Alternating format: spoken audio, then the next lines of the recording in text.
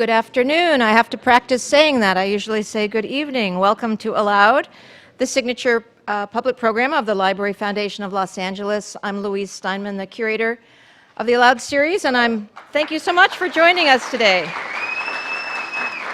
Of course, we'd love to tell you more about ALOUD and the Library Foundation and how we support the great work of the Los Angeles Public Library, so please speak to me or one of my colleagues afterwards if your stomach isn't growling too much. I hope you got a kind bar.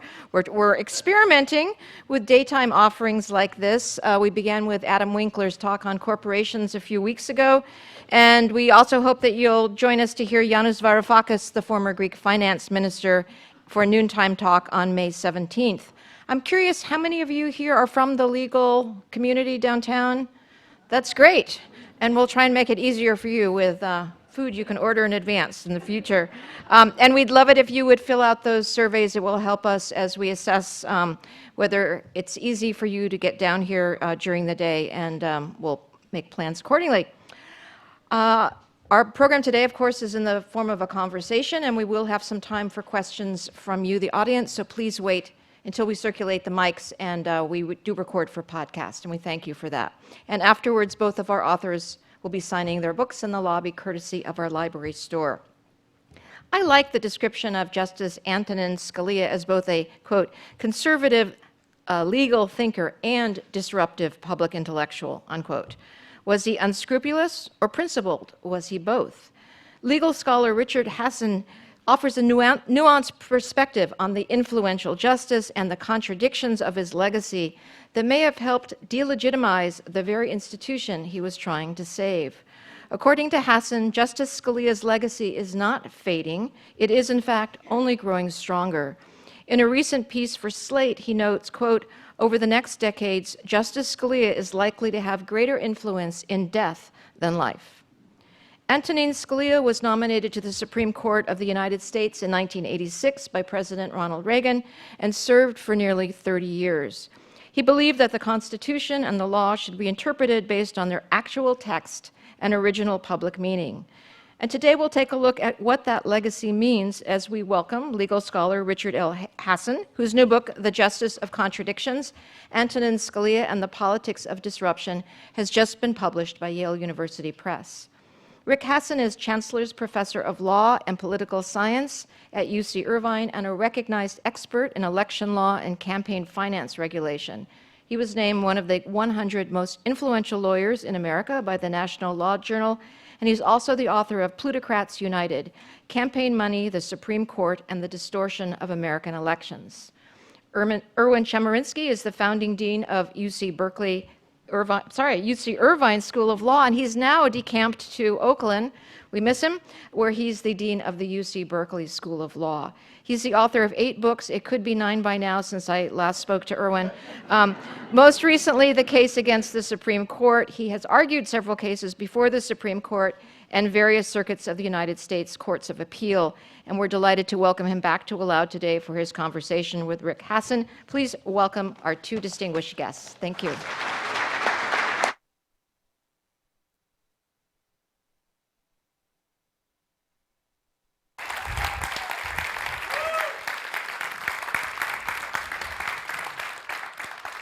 Good afternoon. It's wonderful to be here again. It's wonderful to meet you back home in Southern California. It's great to be here to discuss my dear friend and former colleague Rick Hasen's book, The Justice of Contradictions, Antonin Scalia and the Politics of Disruption. I think I want to start with a provocative question, and that is Antonin Scalia to be regarded as a hero or as a villain? It's a great question, but before I answer it, let me just thank you for coming down from Berkeley and having a little UC Irvine reunion here, and also thank the Library Foundation for this opportunity in this beautiful space. It's really one of my favorite places to speak and have a conversation, so I'm looking forward to it. So, was Justice Scalia a hero or a villain? I think it depends on who you ask. I start the book, the opening line of the preface is, Justice Scalia was a polarizing figure in polarized times.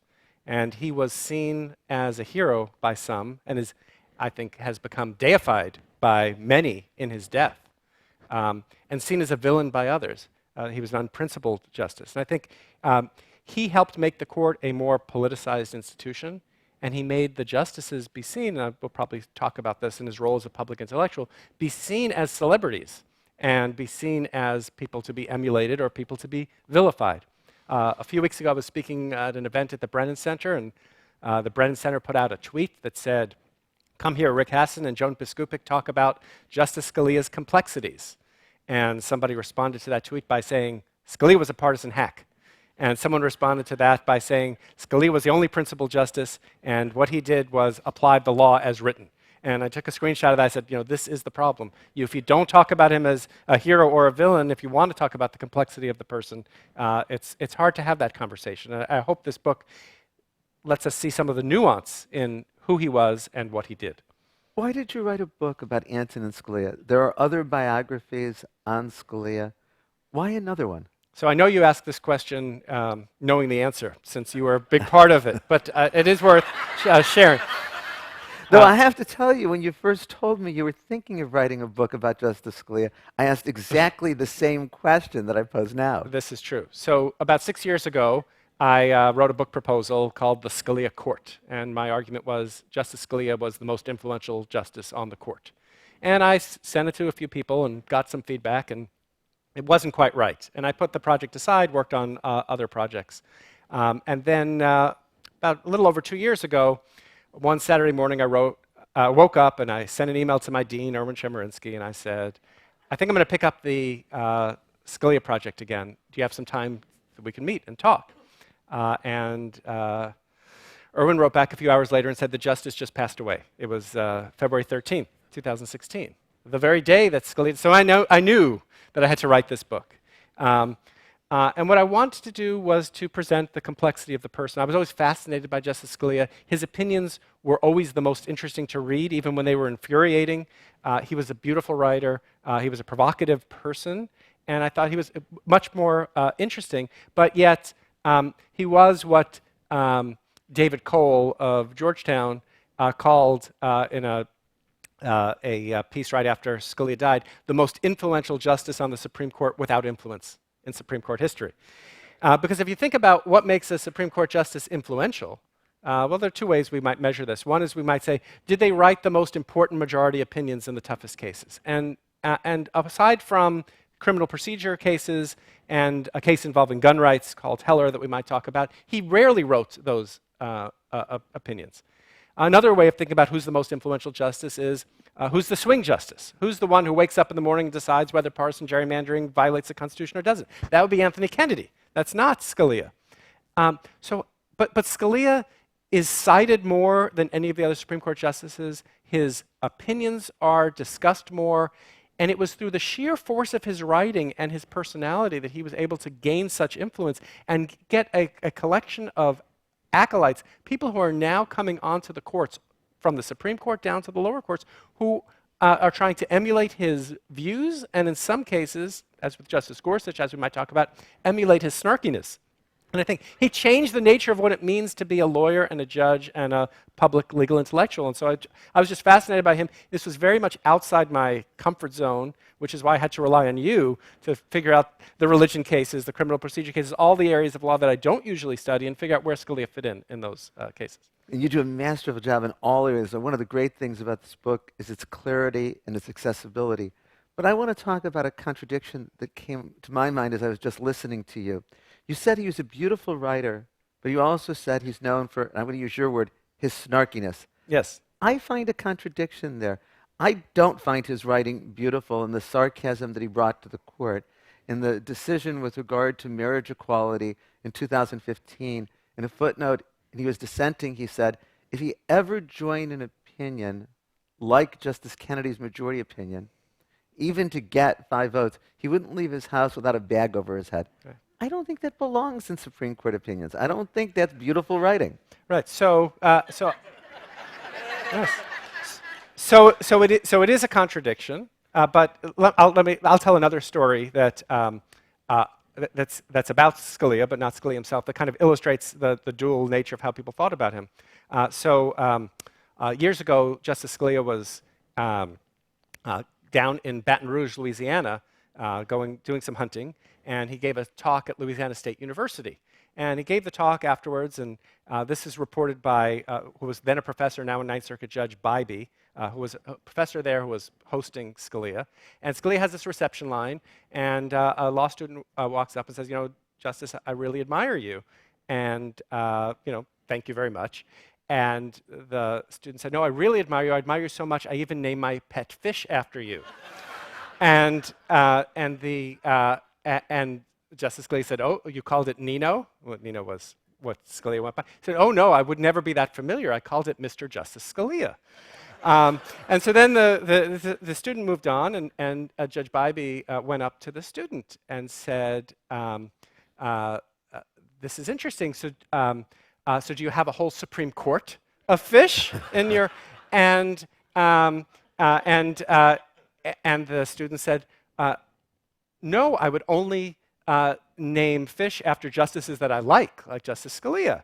And so now Judge Bybee was really curious which justices deserved a fish and which didn't. So he said, so which justices do you have in your fishbowl? And he said, I only have Justice Scalia. He killed all the other justices. And so this story was told by Paul Clement at an event soon after. This story's been told a lot, but it was told by Paul Clement soon after Justice Scalia's death, to illustrate that he wasn't really a killer.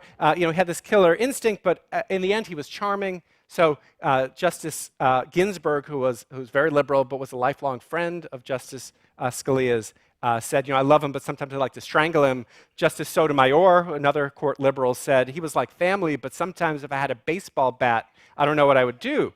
But the thing about Scalia is that he was a personal charmer. He was the class clown. He would ask the funny questions. He could turn a phrase like no one else. He said he wrote his dissents for law students, make them pizzazzy. That was his word. So people would put these law professors would put the opinions in their case books, so law students would read them, and people would learn his ideas. So he had this charming, funny side, and he wrote very directly and nimbly, but yet he had this snarkiness to him. So I did a study of how sarcastic justices' opinions are described as by law professors in law review articles, and Scalia is, in Supreme Court history, the most sarcastic justice.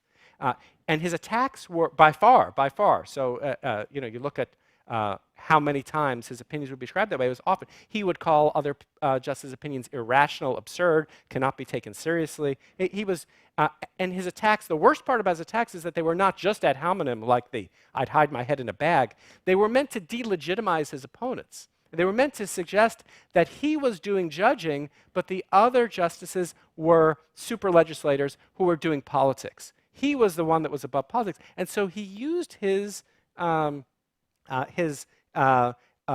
great gift of language to attack. And he would sometimes punch down at lawyers.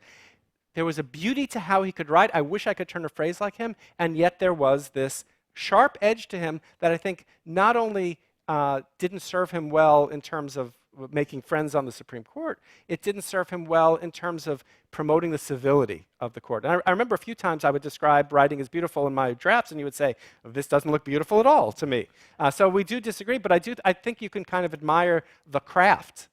He had a great craft of writing. He could do an insult like no one else, but that doesn't mean it's necessarily all to be emulated. And my concern about it is I think it's a terrible example for law students and lawyers about how to write. And I think it has had an effect in that way.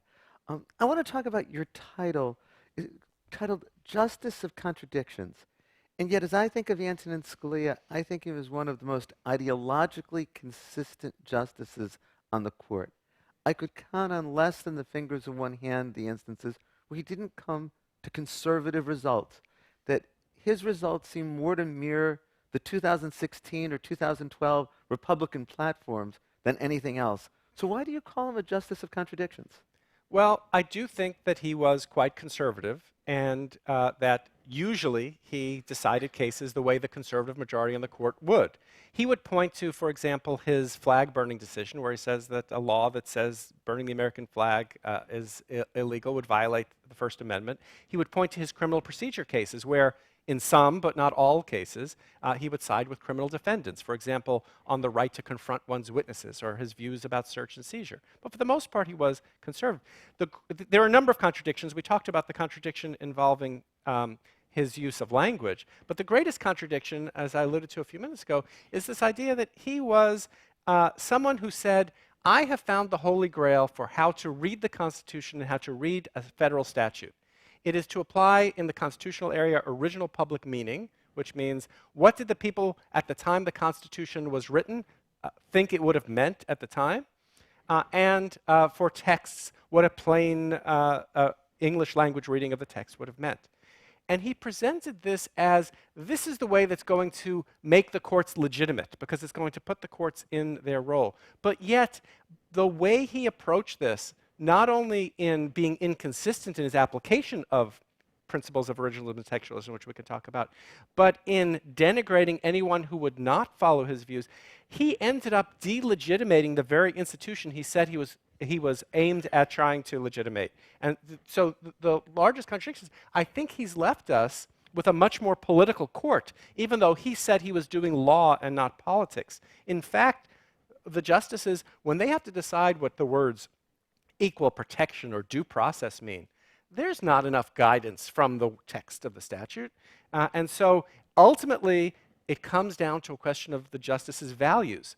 This is true of all of the justices, but Scalia was the one who denied it and said what he was doing was something else, was some kind of formalistic, neutral lawmaking that, you just follow A, B, and C and you're going to get the right results.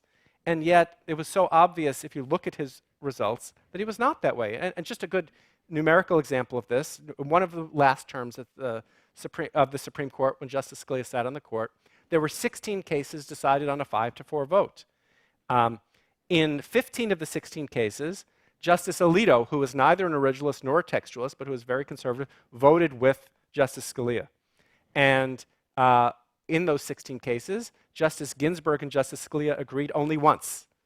And so the lesson I learned from this is that if you want to know how the court's going to vote, you don't ask, is the justice applying originalism, as Justice Stevens did in the Heller case, to say there is no individual right to guns. You don't ask, is it originalism or is it textualism? You ask, was this justice appointed by a Democratic president? Was this justice appointed by a Republican president? And increasingly, that tells us much of the time, in the most important cases, how these things are going to go. I think one of the profound insights of the book that you just mentioned is that Justice Scalia was trying to act to legitimize the court, but actually had the effect of delegitimizing the court. Is it Justice Scalia that's delegitimized the court, or is it just the times that we live in? In a very polarized time, is there any way for the Supreme Court to be other than a polarized institution? Well, at the very least, I can say that Justice Scalia did not make things better, but he may have made them worse. So one of the things I look at are the justices as celebrities. In the 1960s, there were some justices who would make public appearances. They wouldn't really talk very much about the court. So Justice William Douglas was a big environmentalist. He would give speeches, he'd actually go hiking on the Pacific Crest Trail, and he'd invite regular people to come with him. I can imagine that today, if you could go hiking with a Supreme Court justice, what that would be like with our social media, sightings of Justice Breyer on the Appalachian Trail. So they didn't really talk very much about the court. Then, and the court's very quiet, and oral argument is very quiet. You could have someone you have 30 minutes for argument in many cases. You have to come up for 20 minutes and not get interrupted with a question. Scalia comes on the court, shakes things up. Not only does he start doing public appearances, he starts doing public appearances where he makes really provocative statements like, living Constitution, I like my Constitution dead, dead, dead. And criticizing the justices who do anything else. Foreign law, what's that got to do with us? Bush versus Gore, get over it. That was one of his favorite lines. And he was one of the founders of the Federalist Society, which is a group of law students, lawyers, and judges who believe in conservative and libertarian values. And it created a network of judges where justices like Scalia would come speak at the National Convention. They'd forward out these ideas of originalism and textualism. I talk about the rise of the originalism industry. It took a kind of off-the-wall idea and made it acceptable and even orthodoxy within conservative legal circles. So he helped to politicize and polarize the court. There he is on 60 Minutes. He's now written a book. And so then in response, you start getting the liberal justices doing the same thing. In fact, I blame Justice Scalia in part for Justice Ginsburg's very intemperate decision to criticize Donald Trump during the summer of 2016. She may have opinions about Donald Trump that she can share with her friends, but if you're a Supreme Court justice who might get Clinton versus Trump as a case before you while the election is pending, you really shouldn't be making public comments. But yet she feels, I think, or felt the need to respond to Scalia. So I think his whole role as a public intellectual and persona, turning oral argument into these boxing matches, really helped polarize the court. So I can't prove it because it happens at the same time, and he was a creature of the polarization, but at least we can say he didn't make it better. And is that what you mean by the subtitle of the book, where you say Antonin Scalia and the Politics of Disruption? So the politics part I've explained, that Justice Scalia, just like every other justice, is making political decisions. I don't mean partisan decisions. I don't mean what's going to help the Democratic or Republican Party, but I mean making a value judgment. It's not just neutrally applying law. But the disruption part, I analogize Scalia to what Scalia did to the Supreme Court, to what Newt Gingrich did to the House of Representatives in 1994, and what Donald Trump has done to the presidency in 2016. That is, came in, the institution had a certain way of doing things, and let's blow this up. Let's try to change this in a way that is anti-elitist, populist, nationalist, anti-immigrant, like all of the things that you might say about Trump, a lot of those things you could say about Scalia or about Gingrich. And so there is a political strain to Scalia that he often said, I have my political opinions and my legal opinions that are not the same. But in lots of ways, it bled in the most important cases. Let me play devil's advocate for a moment. Assumed in what you're saying is that all of this is undesirable. Why not say that it's a really good thing to recognize that this is an emperor that has no clothes? If it is all about the value judgments of the justices, why shouldn't we recognize that? And why not have justices out there, not talking, let's put aside Justice Ginsburg and her comments about the election, but beyond that, isn't it better to allow people to see the justice at events like this when they do books or on TV? They're human beings. Shouldn't we regard them as such? Well, I think there are questions about what the justices should do. So taking the last part of your question first, I think Justice Sotomayor, Justice Thomas have both been known to go into high schools, especially in poor areas, and talk about how you can work your way up from nothing as they did. They came from very poor, disadvantaged backgrounds, and they've made it to the pinnacle of the legal profession. I think that's great. I think Chief Justice Roberts, speaking in his annual report or speaking to Congress about the needs of the courts and protecting the rule of law, I think that's great. What I don't like is when the justices are gladiators. And so there's a group, we talked about the Federalist Society, there's a group called the American Constitution Society, which is the much smaller liberal analog to the Federalist Society. There hasn't been a sitting liberal Supreme Court justice that has spoken at the Federalist Society. There hasn't been a sitting conservative justice that has spoken at ACS. I think they need to do more things to try to lower the temperature. And I think there are justices who are in the center of the court who I think could play that role. And have it. Now, in terms of recognizing that in the end the justices are making value judgments, I think it depends on the question of what you think about where the Supreme Court derives its legitimacy.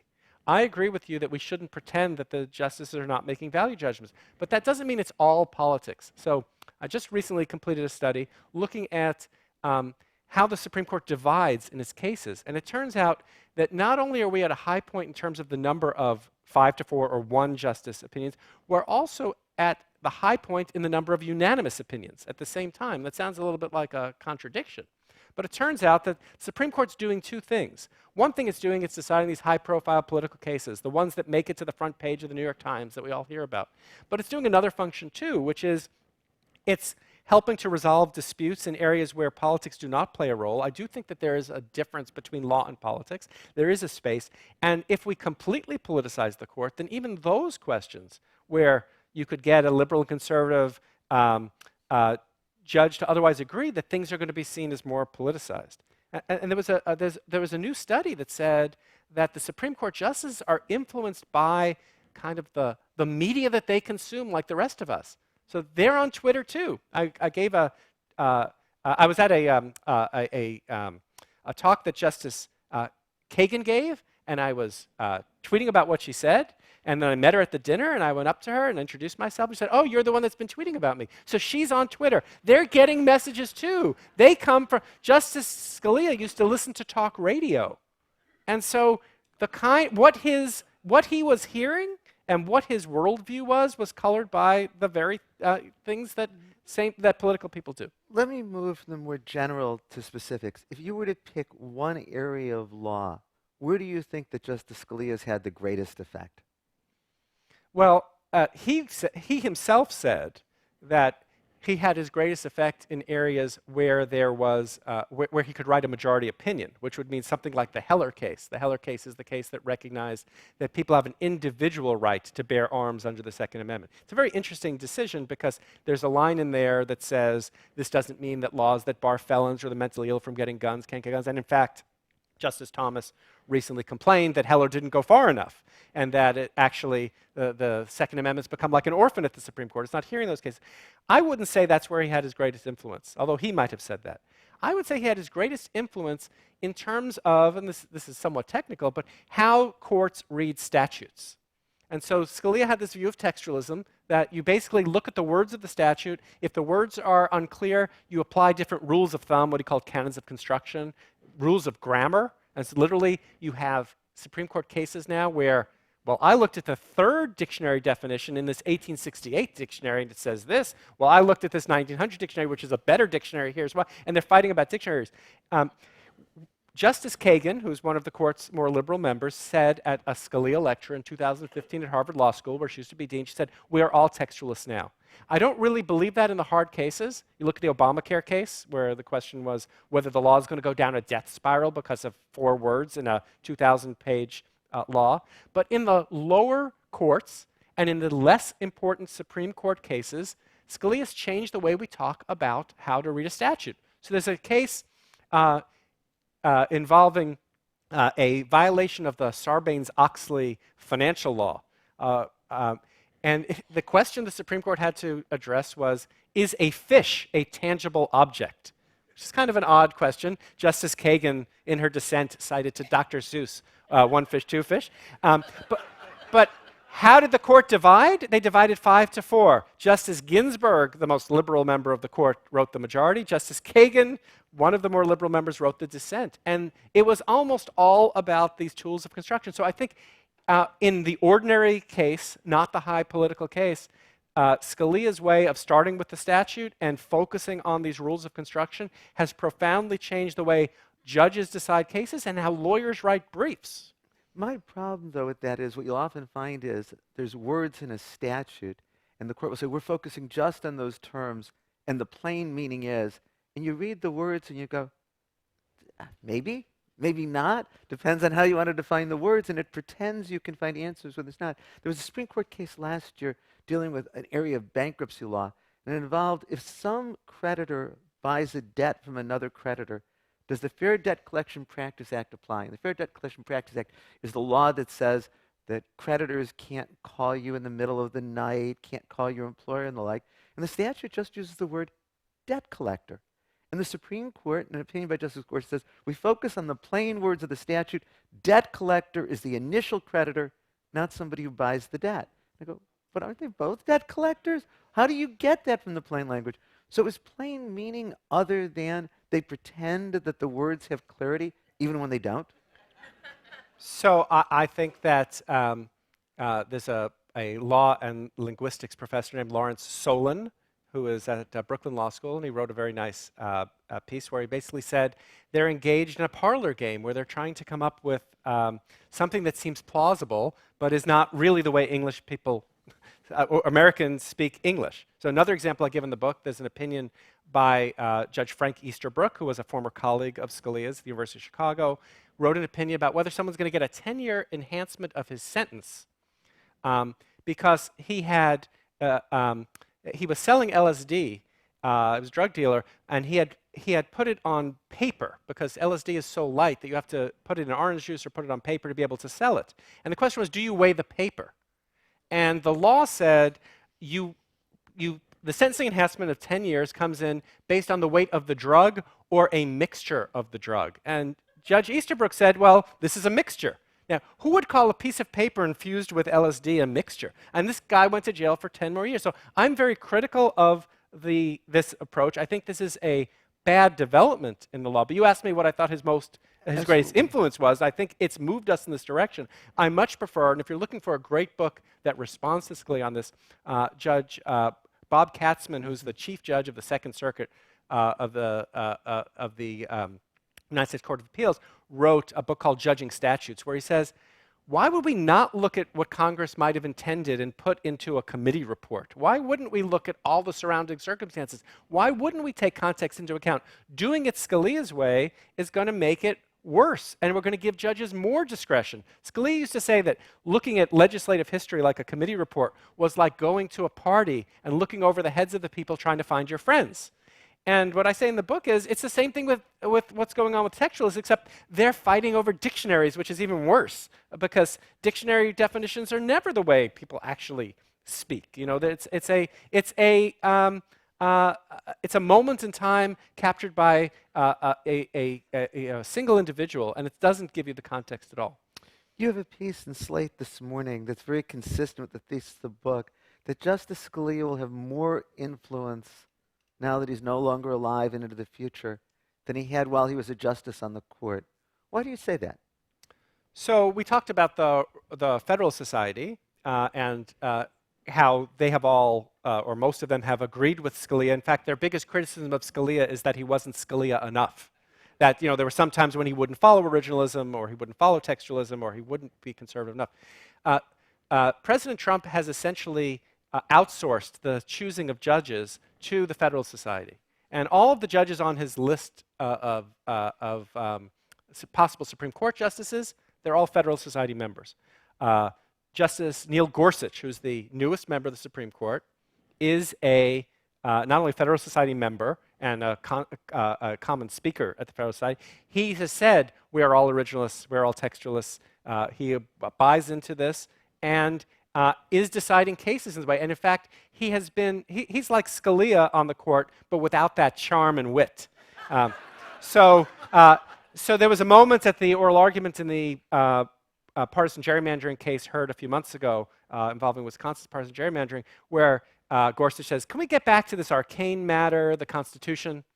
Or in another case, around the time of the debt collector case, Gorsuch is complaining about how a statute is being read, and he says, if there's a problem with this, there's a way to deal with it. It's called legislation. And so the tone coming from Gorsuch is of impatience, that this is now the moment. And so what I think is going to happen is, even if Trump is not reelected, and even if there's not another vacancy on the Supreme Court, and we have no way of knowing how that's going to go, Trump recently said he wants to put 145 judges on the federal courts, I presume within the first 4 years. This is going to affect all of us for generations, because the judges who are following Scalia and following his methodology, which usually but not always leads to conservative results, are going to be the ones who are going to be deciding these cases. So bigger dead than alive was my headline today. Is it also that Justice Scalia's death could have played a key role in Donald Trump being elected as president? That Antonin Scalia dies on February 13th, 2016. When you look at the exit polls from November 8th, 2016, self-identified Republicans overwhelmingly said the most important factor in why they voted for Donald Trump was the Supreme Court. The vacancy on the Supreme Court for Republicans made the election of Trump particularly salient. And that, I think, it may be why evangelicals were willing to stomach Donald Trump as president. And maybe still willing to stomach him, as they're basically begging Justice Kennedy to retire so that they can get another Supreme Court nominee through before the November elections, when it's possible that control shifts from the Republicans to the Democrats.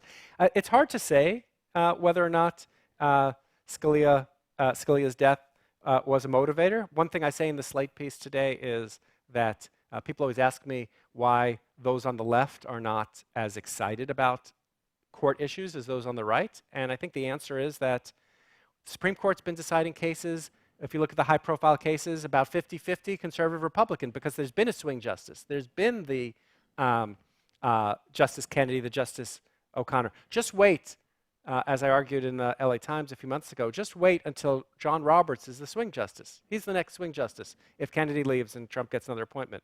Then you'll see on the left what it's going to be like with a really conservative Supreme Court. We haven't seen a conservative Supreme Court yet. Yes, there have been many conservative decisions, but there have also been a fair number. We got same-sex marriage in the last few years. There's still protection of abortion rights, despite the fact that a lot of these justices are appointed in ways that we'd expect them not to. Things can get much, much worse.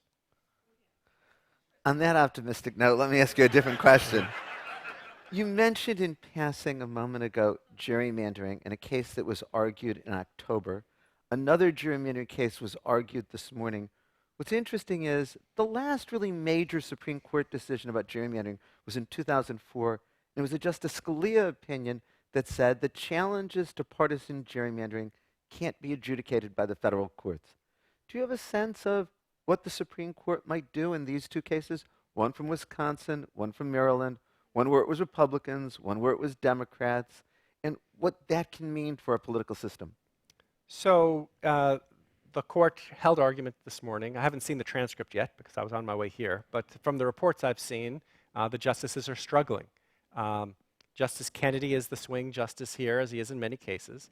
And Justice Breyer, apparently at the oral argument, said, you know, we've got the Maryland case, we've got the Wisconsin case, there's also a North Carolina case coming up. Why don't we set another argument in the fall, which was kind of a nudge to Justice Kennedy. Why don't you stick around, see how this works out? In the short term, it sounds like Justice Kennedy, at least in principle, wants to find a way to start policing these things. But I'm concerned, as I argued earlier this week in Politico, that even if the justices decide to rein this in, it only takes 5 justices to change things. And the 2020 census will come, and then there'll be a round of redistricting in 2021. And by then, there might be a solid 5-justice conservative majority that will reverse things. So here, too, Scalia, who took the view that courts were powerless to do anything about partisan gerrymandering because there's no principled way to know when taking partisanship into account is too much, that his view will ultimately carry the day, even if that side loses come this June. In terms of what it would mean politically, I think we know that there's more Republican gerrymandering than Democratic gerrymandering for the simple reason that there are more states controlled by Republicans than by Democrats. Democrats also engage in gerrymandering, as the Maryland case shows. When they can, they're going to draw their district lines to help one party or the other. If, in fact, the court decides to rein it in, it could affect control of Congress in the next election. We already know in Pennsylvania, where the Pennsylvania Supreme Court, using the state constitution, threw out the maps and required new maps. That alone may account for 6 seats that move from Republicans to Democrats. So it could have short-term and long-term political implications if it sticks. Underlying the gerrymandering cases, do we want the courts to be involved or just leave it to the political process?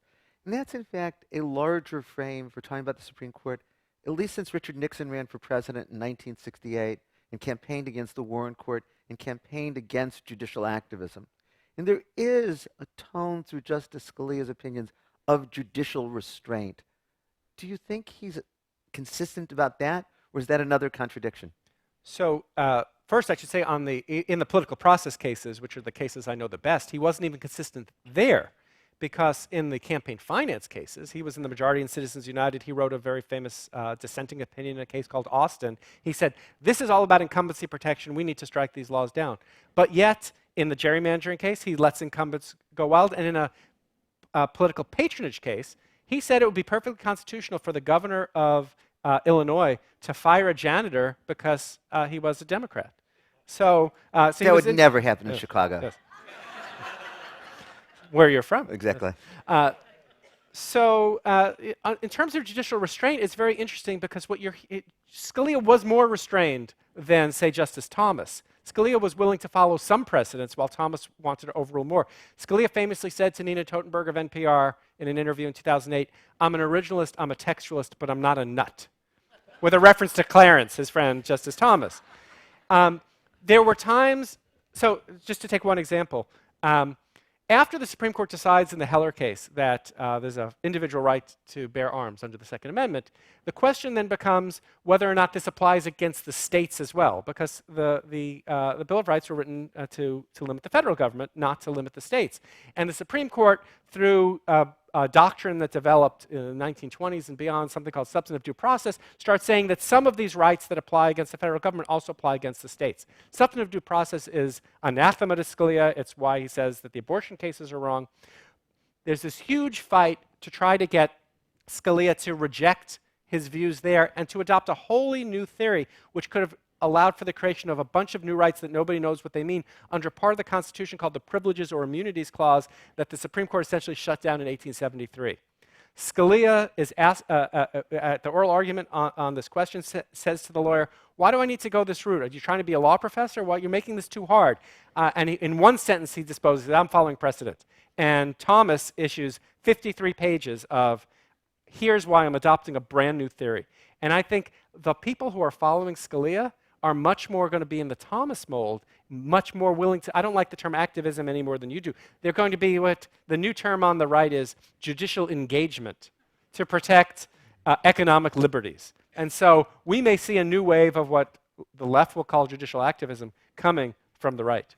And I've got to say, I didn't like when Justice Scalia was being disparaging towards being a law professor, but there's also a contradiction there, because before he became a judge, he was a law professor. Yeah. I want to shift to questions from the audience. Before I do, just as an end question from me, how do you think history is going to regard Justice Scalia? Is it going to always be, he'll be the hero as conservatives look at him, and he'll be the villain as liberals look at him? Or is it just too soon to know how history will regard him? So this goes back to our conversation when I said I was going to write this book, and you said, I don't know that we can really evaluate a justice until 50 years after that justice is gone. And I think that's right. And so I'm taking my best guess at this point in time based on what we know. And I think my book, Fairly Read, is as much about where the Supreme Court is going as where Scalia came from. My view now is that he is going to be lionized by the right. But because we're such a polarized society, he's not, you can say names of great justices. You can say Justice Brandeis, Oliver Wendell Holmes, John Marshall. You can name these justices. People don't really have political opinions about them. There'll be some point where people say Scalia who. But at least as long as people are alive who were around during Bush versus Gore, there are going to be Democrats who are going to hate him, or Citizens United. And there are going to be people who love him for as long as he has memory. What's going to last, I think, besides his snarky opinions in case books, is going to be his methodology and his changing of the nature of how judges and lawyers talk to each other, which I think is a very mixed legacy at best. Why don't we turn to your questions?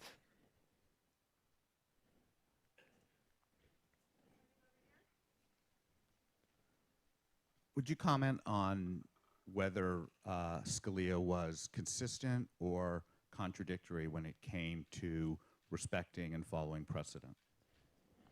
So this, again, was an area where sometimes he followed precedent and sometimes he didn't. So you can think about the abortion cases where he never would follow precedent. The campaign finance cases where for 25 years he dissents, never agrees to follow precedent. But in other cases, I just mentioned the case involving the question of the Second Amendment and substantive process, where he says, oh, I've already addressed that. See my last opinion, he cites it. And you go back there and he says, I'm not going to address this.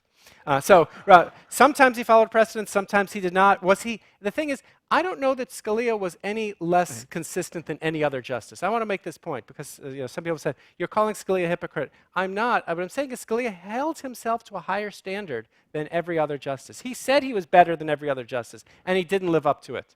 When you're on the court for almost 30 years, you're going to decide some inconsistent cases. Sometimes precedent's going to give way, sometimes it's not. But I don't think that you can hold yourself out as doing law, not politics, without showing more consistency than he showed. And Erwin, you were going to add something. I would agree with you what you're saying. I think what we could say about just Scalian precedent, we probably could say about all justices. There are long law review articles, whole books written, but when should the court follow precedent and when not? And the conclusion always is, the court should follow precedent except when it should overrule it. It's not helpful, but I don't know what other answer there could be. There obviously are instances where precedent should be overruled. Brown versus Board of Education was absolutely right in overruling Plessy versus Ferguson. And yet, precedent has to matter in order for there to be stability in the law. So I don't know that Justice Scalia was any more inconsistent with precedent than other justices. It just depends on the particular area. He was eager to overrule Roe versus Wade. He never got 5 votes. He was eager to overrule decisions that limited campaign finance. He got 5 votes. But it's all about the particular areas, probably for him and the other justices as well.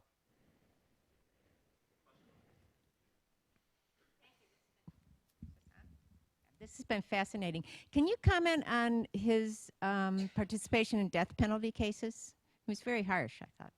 He was, and in fact, in the last chapter of the book, I tell the story of the very last majority opinion that Justice Scalia wrote in a case called Kansas versus Carr.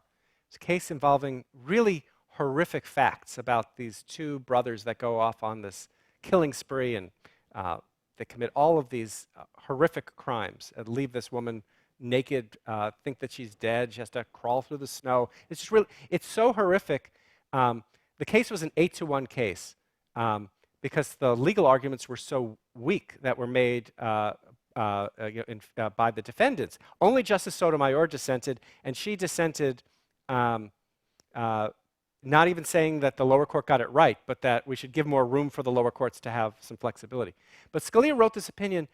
It has a longer facts section than a legal section, which is unusual. There are facts included in this horrific crime that are not in the appellate documents that were given to the Supreme Court. Someone had to go back to the trial court transcript, either Scalia or one of his clerks, to get these details.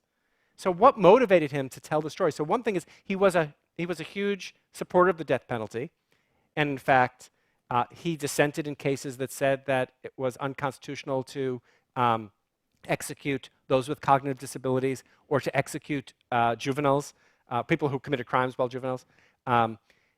So one thing is he was a huge opponent, but the other thing is it turns out that the Carr brothers who committed this terrible crime, they were kind of, that crime was a huge issue on talk radio and on the right because the Carr brothers were African American and all the victims were white. And Michelle Malkin and David Horowitz wrote columns and were on the radio saying things like, the New York Times is not covering this because these were white victims and African-American perpetrators, and they're afraid of this.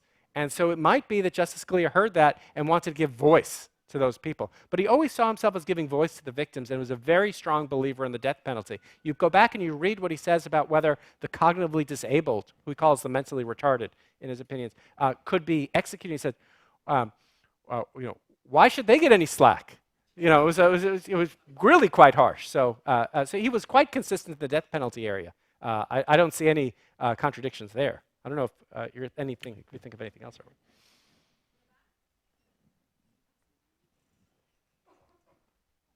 Scalia was known for being an originalist, taking the word of how laws were written, or the Constitution over 200 years ago. What did he think, or did he think the same way about other areas that have evolved since then, current things that are happening, and not taking the view of what they meant 100 years ago, 200 years ago, outside of the law? So like societal events or cultural happenings. Did he look at them through the prism of what they were like 200 years ago, or was he able to see and acknowledge changes? So I say he was an inconsistent originalist. This is another one of his contradictions. So sometimes he would stick to just the words of the statutes. I'll give an important example. The Equal Protection Clause. He said, Equal Protection Clause didn't protect against sex discrimination because no one at the time, in the 1860s, when the 14th Amendment was ratified, would think that women aren't entitled to equal rights. And yet, at the time of the ratification of the 14th Amendment, Congress passed laws that allowed for what we would today call affirmative action. They said former slaves should be allowed to get special government benefits. That was the context of the time. And Scalia would say, no, let's just look at the text of the statute. And in fact, Scalia had a clerk at the time. He would sometimes hire liberal clerks. He called them counter clerks to keep him honest, he said. I give him credit for it because a lot of justices just want to hear what hear themselves. This clerk wrote a memo and said, listen, there's this long historical literature showing that the original understanding of the 14th Amendment was that affirmative action was just fine. You may disagree, but you should at least address it. Scalia never addressed it. He was asked about it at a dinner party by Jeffrey Rosen, the legal commentator, and Scalia laughed and said, "Oh, well, no theory is perfect."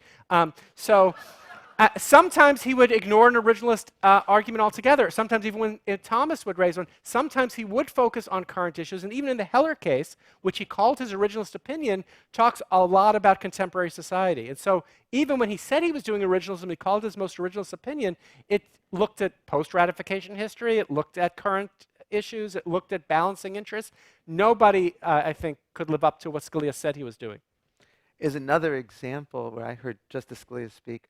I was speaking in a law school, and a student stood up and said, "You say you want to follow the original meaning of the Constitution. Well, the same Congress that ratified the 14th Amendment also voted to segregate the District of Columbia public schools. Doesn't that then mean from the original meaning of the 14th Amendment, Brown versus Board of Education was wrongly decided?" Justice Scalia's response was one sentence, and I quote it verbatim. He said, "A broken clock gets it right at least twice a day. Next question."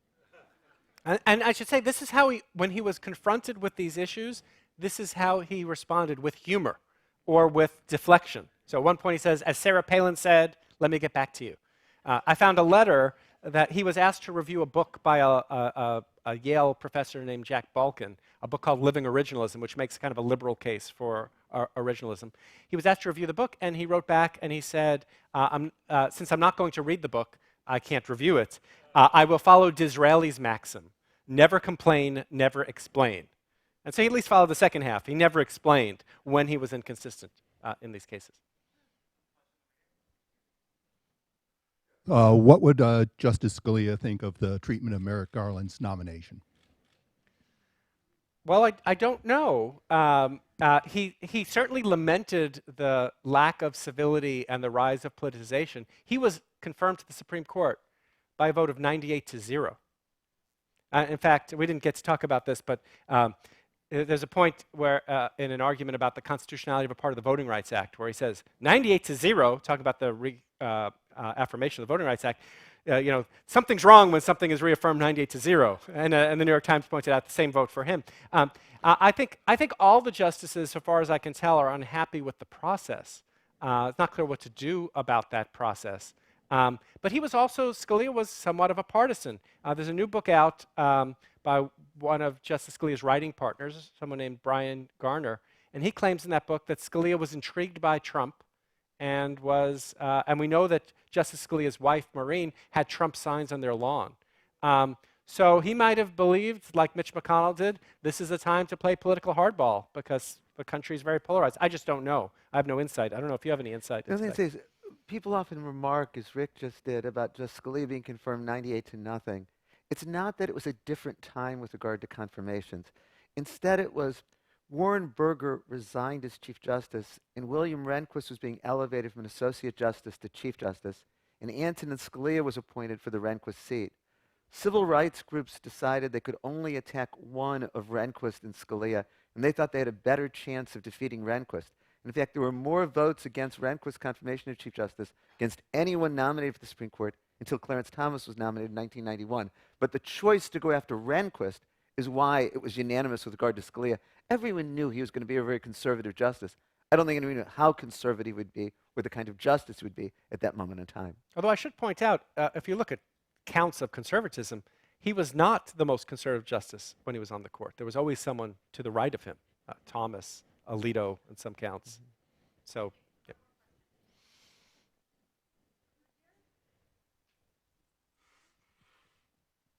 My question is directed at both of you. Would you be in favor of term limits for Supreme Court justices? Since you said both of us, I'll say I am strongly in favor of 18-year non-renewable terms. Neil Gorsuch was 49 years old when he was sworn in last April 6th. If he remains on the court until he's 90, the age of Judge John Paul Stevens retired, he'll be a justice for 41 years. Clarence Thomas was 43 when he was sworn in 1991. If he stays till he's 90, that's 47 years. John Roberts and Elena Kagan were each 50. Life expectancies are thankfully a lot longer now than they were in 1787, but being on the Supreme Court for 40 years is too much power in a single person for too long a period of time. Also, too much depends on the accident of history.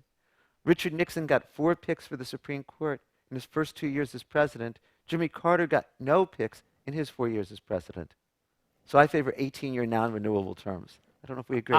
I do agree, but I would also add that Stephen Calabrese, who's one of the founders of the Federalist Society, and I would say the polar opposite of Erwin on many issues, has come out in favor of 18-year term limits. I wish there was some way to get the political will to do it, but I think now this is seen as a zero-sum game, and neither side's going to want to give up their chance to get that next nominee on the Supreme Court, especially now where if it's Kennedy or Ginsburg who leaves, the Supreme Court lurches very far to the right or to the left. If Kennedy leaves, lurches very far to the left if there's a Democratic president that gets to a point. So the stakes are very high.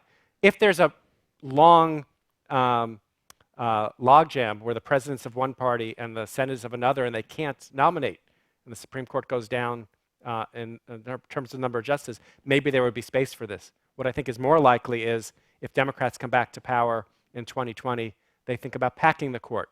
There's no reason we are stuck with 9 justices. We might have a Supreme Court of 11 or 12. It would be a radical change, but there's been an escalation. And so that could come. I certainly would favor the 18-year term limits over that, but we don't know what the future is going to bring. Rick has written a truly magnificent book. It's about one of the most important legal figures, at least of the last half century.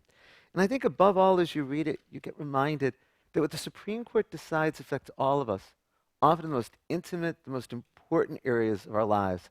So please join me in thanking Rick for the book and a wonderful presentation. Thank you. Thank you. That was good.